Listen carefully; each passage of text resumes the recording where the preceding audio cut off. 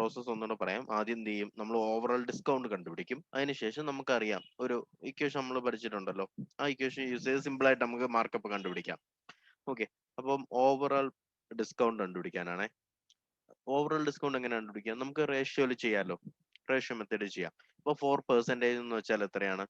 1/25 ആണ്. അതായത് 25 രൂപയുടെ 25 യൂണിറ്റിന്റെ ഐറ്റം എത്ര യൂണിറ്റിന് കിട്ടി? 24 യൂണിറ്റിന് കിട്ടി. ഓക്കെ, 25 യൂണിറ്റിന്റെ ഐറ്റം 24 യൂണിറ്റിന് കിട്ടി. ഇനി അടുത്ത് പറഞ്ഞിരിക്കുന്ന സെന്റൻസ് എന്താ?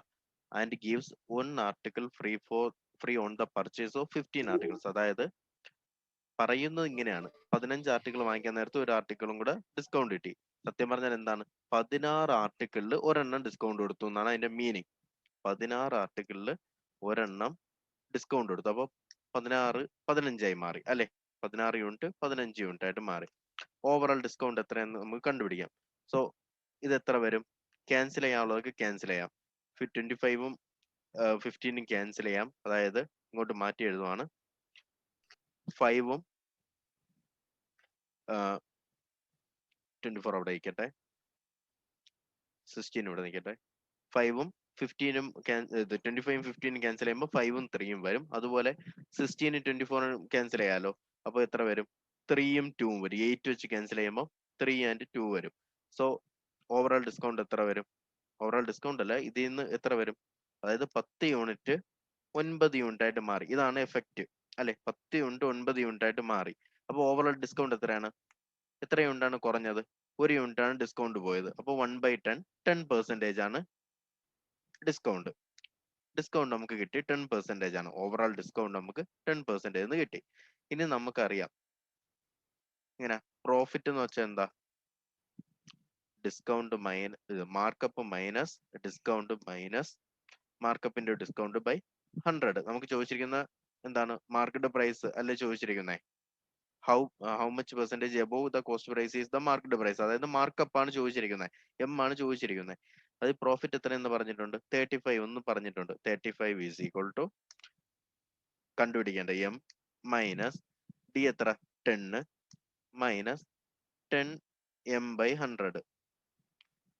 എം മൈനസ് 10m/100 എത്ര വരും? 90m/100 എന്ന് വരും, അല്ലെങ്കിൽ 9m/10 എന്ന് വരും, വിച്ച് ഈസ് ഈക്വൽ ടു 45 എന്ന് വരും. അപ്പോൾ മാർക്കപ്പ് എത്രയെന്ന് കിട്ടും? Markup will be 50%. സംഭവം മനസ്സിലായോ?